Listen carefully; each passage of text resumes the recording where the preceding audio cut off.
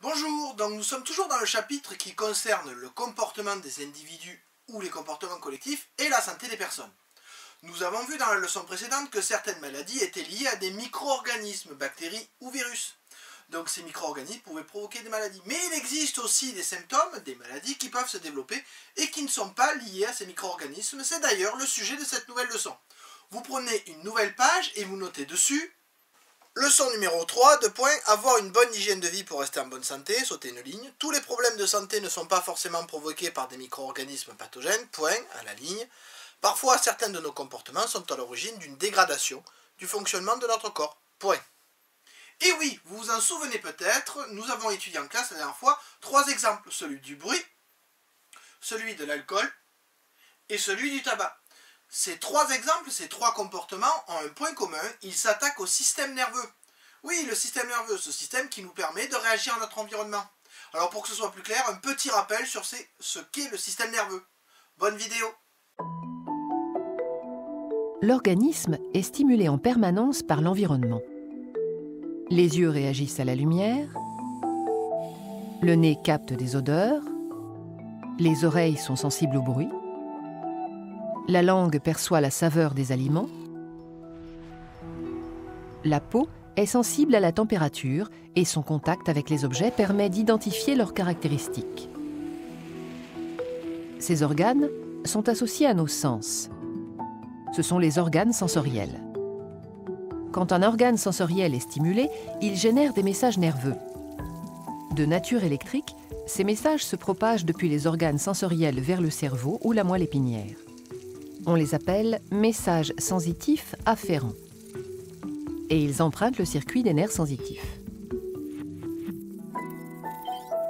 Le cerveau et la moelle épinière sont des centres nerveux. Ils analysent les messages nerveux sensitifs qu'ils reçoivent. Selon l'organe sensoriel qu'il a généré, un message nerveux sensitif arrive à un endroit précis de ces centres nerveux. Par exemple, les messages issus des yeux arrivent dans la partie arrière du cerveau. Les messages issus de la peau arrivent dans la partie médiane, etc. L'arrivée des messages nerveux déclenche une analyse complexe et très rapide qui se manifeste par une communication intense au sein des centres nerveux. Des messages nouveaux sont générés et échangés. Les centres nerveux peuvent alors générer des messages efférents. Ce sont des messages qui empruntent d'autres nerfs et qui transitent jusqu'à certains organes. Par exemple, les nerfs moteurs sont spécialisés dans la communication des messages moteurs efférents vers les muscles. Lorsqu'un organe reçoit un message efférent, c'est un ordre qu'il reçoit du cerveau et qu'il doit exécuter. On dit que c'est un organe effecteur. Ici, un muscle reçoit l'ordre de se contracter. Dans certains cas, le fonctionnement de notre système nerveux peut être perturbé. Les bruits trop forts abîment les récepteurs sensoriels de nos oreilles, les rayons ultraviolets sont mauvais pour nos yeux et notre peau, etc. Ces dysfonctionnements sont parfois irréversibles. Il faut donc prendre soin de notre système nerveux dès l'enfance. La fatigue se manifeste par des difficultés d'analyse des centres nerveux. L'interprétation des messages sensitifs afférents est moins rapide et moins précise. Les messages efférents envoyés aux organes sont moins bien adaptés à la situation. Les consommations de drogue et d'alcool perturbent aussi le fonctionnement des centres nerveux et peuvent avoir des conséquences dramatiques pour l'organisme. Trop d'alcool, trop de fatigue, trop de médicaments? Passe le volant. Mieux vaut s'accrocher à la vie qu'à son volant.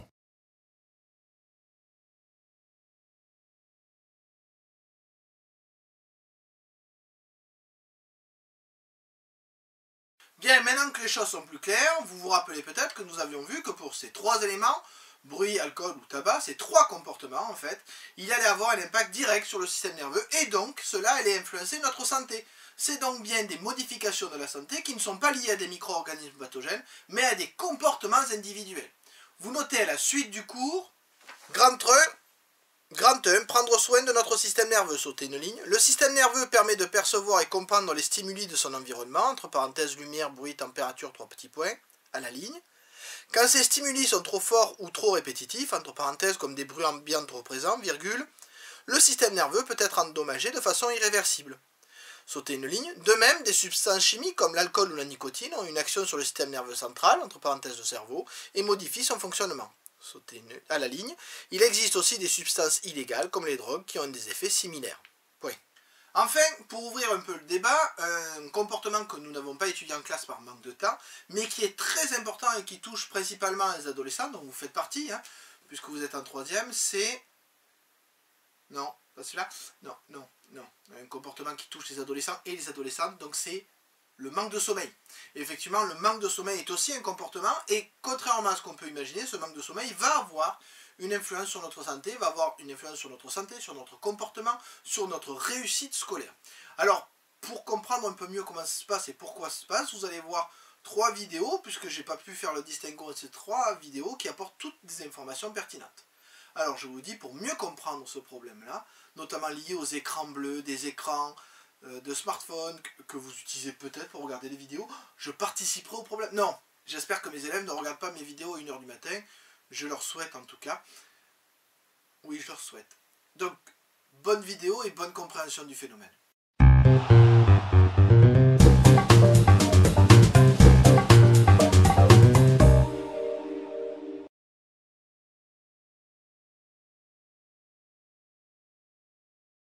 Dormir 7 heures par nuit pour un adolescent, c'est suffisant? Non, c'est vrai. Et là, c'est une étude qui a été faite aussi sur 350 écoles ici en France. C'est vraiment une très très grosse étude, entre 12 et 18 ans. Et donc, logiquement, un adolescent doit dormir 9 heures. Eh bien, vous voyez qu'entre 11 et 15 ans, eh bien, vous avez une augmentation de la privation de sommeil. De 16 à 40%.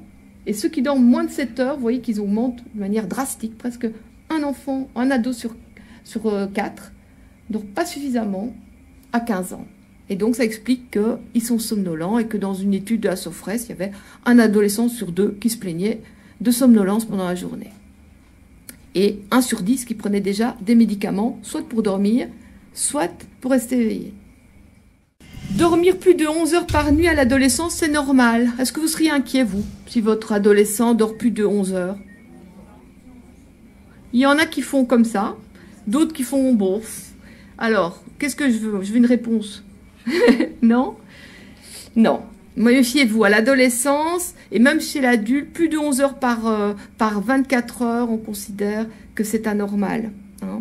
Et là, il faut vérifier. Il faut voir, est-ce qu'il dort bien, la qualité correcte? Est-ce qu'il ne fait pas des apnées du sommeil? Est-ce qu'il n'y a pas des mouvements de jambes périodiques? Et si ce n'est pas ça, il faut se méfier en se disant peut-être que c'est une maladie du sommeil, comme la narcolepsie, qui est une maladie où il y a un besoin augmenté de sommeil qui est dû à une perte des cellules de l'éveil qui s'appelle l'hypocrétine. Donc, méfiez-vous. Plus de 11 heures, il faut se poser la question sur la qualité et s'il n'y a pas autre chose.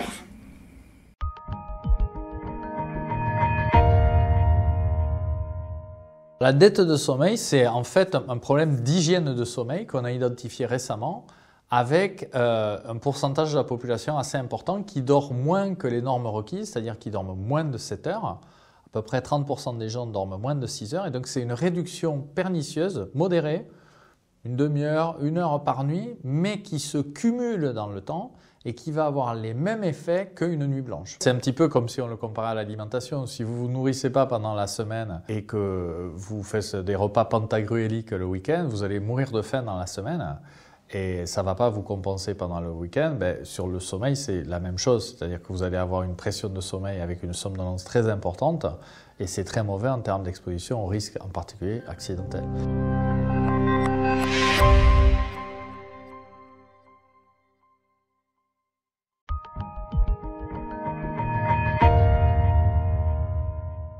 Elles sont de 2 ordres. Il y a des conséquences qui sont organiques. Par exemple, pas assez dormir, ça peut faire prendre du poids ou avoir des risques cardiovasculaires associés. Mais il y a aussi, bien entendu, moins bien fonctionner dans la journée et en particulier avoir des risques d'endormissement qui sont bien décrits au volant, mais aussi, par exemple, avoir une altération du temps de réaction, être plus lent dans ses réflexes, mal juger l'environnement, c'est-à-dire mal appréhender des événements dangereux qui vont arriver, ne pas traiter l'information ou même aller jusqu'à l'oubli de l'information. Vous avez tous raté une sortie d'autoroute une fois parce que vous étiez somnolent, vous étiez dans cet état intermédiaire. Et donc c'est une altération globale des fonctions cognitives très pernicieuse et très dangereuse lors de la conduite automobile sous toutes ses formes.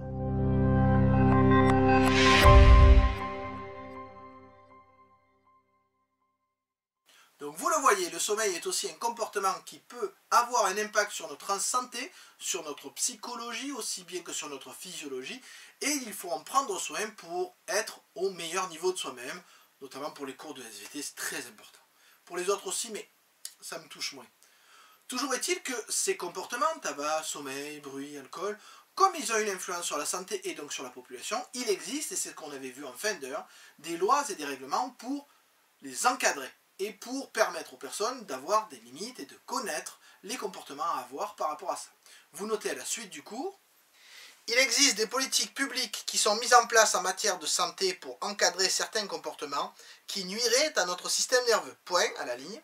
Par exemple, certains produits sont interdits, drogue, alors que la vente d'autres est limitée suivant l'âge. Tabac, alcool. À la ligne. De même, certains comportements sont interdits, tapage nocturne, quand ils peuvent nuire à la santé d'autrui en perturbant son sommeil par exemple. Point.